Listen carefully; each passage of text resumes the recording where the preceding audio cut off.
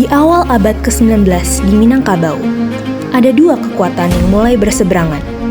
Ada kaum Padri yang ingin menegakkan agama Islam, dan juga ada kaum adat yang ingin menjaga tradisi leluhur. Namun, Belanda yang melihat perpecahan dua kekuatan, menggunakan kesempatan ini untuk masuk dan memecah belah rakyat. Saudara-saudara, kemaksiatan telah merajalela. Arak, sabung ayam, judi, dan syirik merusak adat istiadat kita dan hati rakyat. Kita harus berbenah. Benar, Tuan Imam. Kita harus bersihkan semua. Tidak ada ampun bagi yang melaksanakan Allah. Saya setuju, Tuan. Tidak boleh ada lagi yang namanya kamar, syirik, dan juga judi. Semua harus dibersihkan. Tetapi sebagian rakyat masih menggunakan adat yang kuat, Tuanku. Mereka akan salah paham jika cara kita terlalu keras. Perbaikan tidak selalu lembut, Tuanku Tambusai. Kadang kita memerlukan goncangan agar dapat kembali ke jalan Allah. Dan jika adat itu bertentangan dengan syariat Islam, maka adat itu wajib disucikan. Baiklah, kalau begitu. Kita akan melawan secara damai. Namun, jika respon mereka tidak positif, kita akan melawan mereka dengan keberanian. Setuju? Kaum Padri mendatangi dan menyeru rakyat agar meninggalkan kemaksiatan. Tapi, tidak semua menyambut tangan mereka dengan terbuka dan damai. Jangan terlalu lihat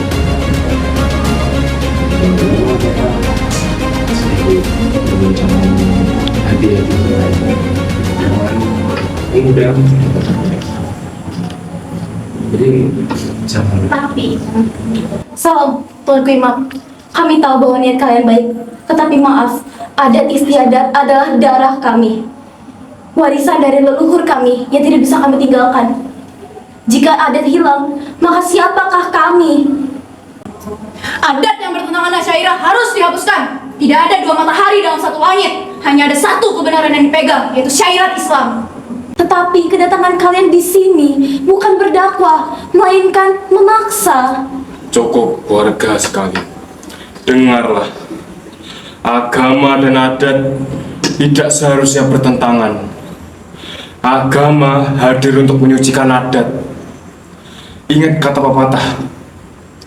Adat basyandi syara, syara basyandi kitabullah. Itulah jembatan antara kita.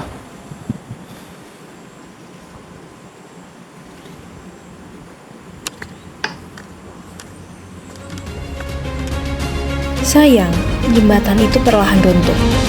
Sebagian rakyat memilih adat, sebagian Padri memilih agama.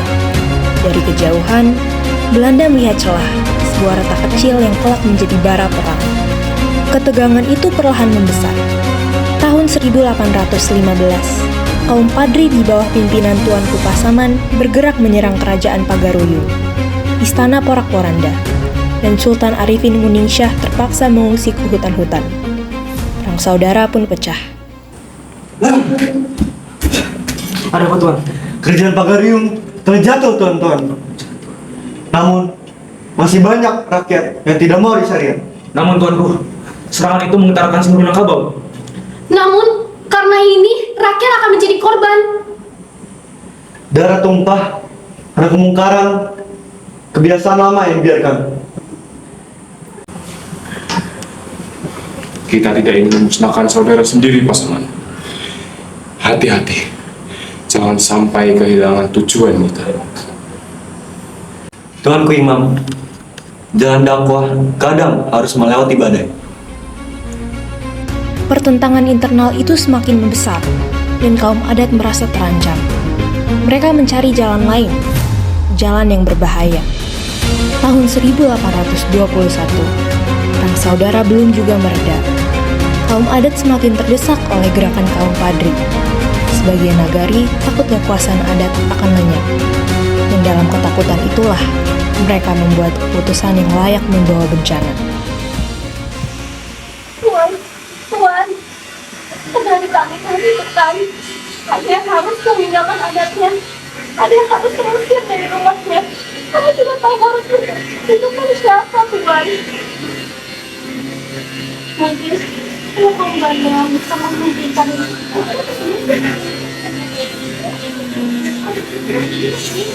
Kami sudah mendengar keluhan kalian. Belanda sudah hadir, bukan untuk memihak, melainkan untuk menjaga ketertiban. tetapi apakah kaum Belanda benar-benar ingin membantu kami? Kami hanya ingin perdamaian. Kami akan membantu kalian, asalkan kami akan menggunakan cara kami. Dengan hati yang ragu, kaum adat menerima tawaran itu. Tapi tanpa mereka sadari, mereka baru saja membuka jalan bagi penjajahan yang lebih dalam.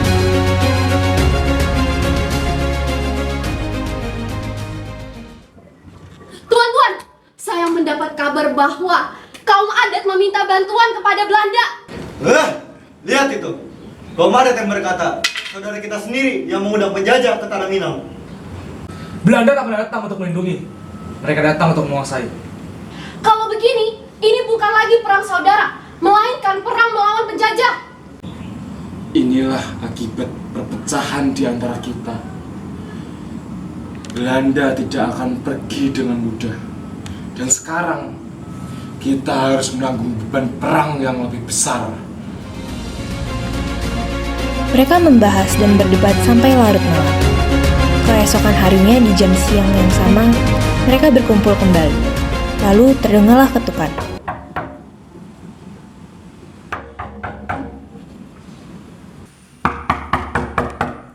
Permisi Tuan, bisakah saya masuk untuk bertamu?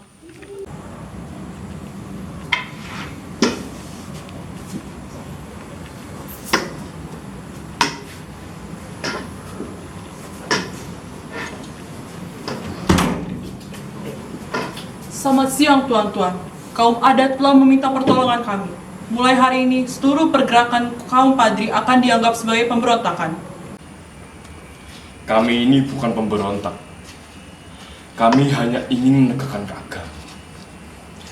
Jika Belanda ingin melawan, kami tidak akan mundur. Kalau begitu, biarkan senjata yang berbicara.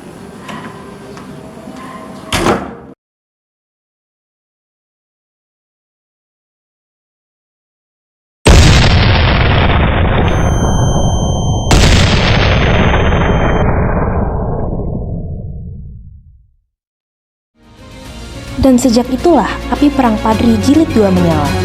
Perang yang bukan lagi antara Padri dan adat, tapi perang Minangkabau melawan penjajah.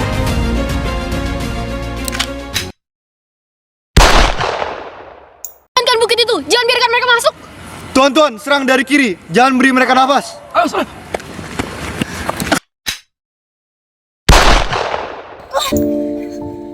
Ya Allah.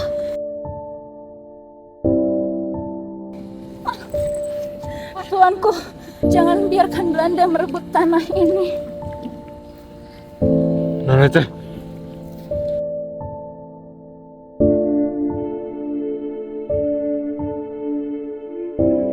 Pertempuran demi pertempuran berlangsung sengit. Belanda kewalahan. Pada 1 tahun lalu, tahun 1824, Belanda mendapat kabar buruk. Pulau Jawa terbakar oleh perang Diponegoro. Pasukan mereka dipanggil pulang. Dan karena itulah, mereka menawari Padri sebuah perjanjian yang kelak dikenal sebagai Perjanjian Masang. Tuanku Imam, Belanda menginginkan gencatan senjata. Perang ini menguras banyak tenaga kami. Tenaga kalian yang habis atau pasukan kalian? Kami mengusahakan damai sementara. Tidak ada lagi serangan antara kaum Padri dengan kaum Belanda. Damai setelah kaum bakar negeri kami, membunuh saudara kami. Berapa banyak lagi tipu daya yang kalian bawa? Kami ingin menghormati kaum Padri sebagai pemimpin spiritual. Perang ini tidak menguntungkan siapapun. Tidak menguntungkan kalian maksudmu, ha? Tuan-tuan, cukup. Aku tahu perang ini telah menguras darah rakyat. Anak-anak tidak dapat bersekolah lagi. Sawah pun terbengkalai. Dan masjid sunyi akan rasa takut. Jika genjatan senjata ini dapat memberikan nafas untuk rakyat, maka aku akan bersedia menandatanganinya. Tuanku! Cukup. Tenang saja. Ini hanya jeda, bukan menyerah. Agar kita dapat memperbaiki persatuan kita yang telah hancur.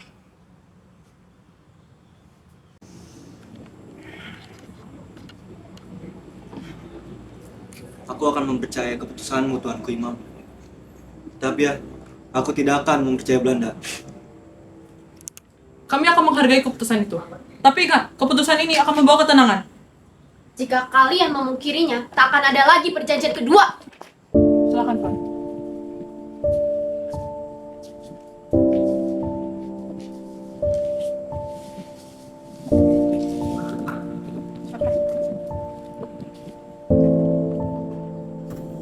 Begitulah perjanjian masang ditandatangani tahun 1825. Kaum Padri dan Belanda sepakat menghentikan perang sementara. Tapi, dalam hati Padri, mereka tahu satu hal. Belanda tidak akan pernah berhenti. Mereka hanya menunggu waktu. Sementara Minangkabau bernafas lega, di kejauhan, Belanda mempersiapkan kekuatan baru di Jawa. Dan ketika perang di Ponegoro berakhir tahun 1830, Belanda akan kembali dengan dendam dan kekuatan yang lebih besar. Salam tuan-tuan. Kami kembali untuk mengambil alih tanah ini. Ambil alih tanah ini, kami tidak akan pernah memiliki tanah Minang. Gunakan pilihan. Hutan milik kita. Selama kita masih ada kita pasti akan bertahan. Tahun 1837, Benteng Bonjol dikepung dari segala penjuru. Akhirnya kamu jatuh juga, tuanku. Kalian menawan tubuhku, tapi tidak dengan iman rakyat. Tuanku, kami menyesal. Kami tertipu oleh Belanda. Tidak apa, kalian telah berbuat kesalahan. Tapi baiknya jangan diulangi lagi.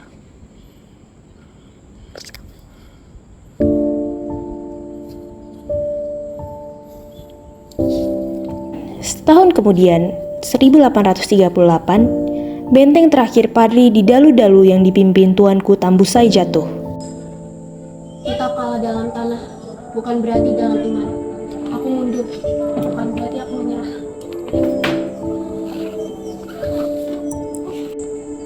Setelah perang, Belanda menguasai Minangkabau. Tuanku Tambusai mengungsi ke Semenanjung Malaya. Sedangkan Tuanku Imam Bonjol dibuang ke Cianjur, Ambon, dan akhirnya Manado, tempat ia wafat pada tahun 1864. Namun, semangatnya tak pernah mati.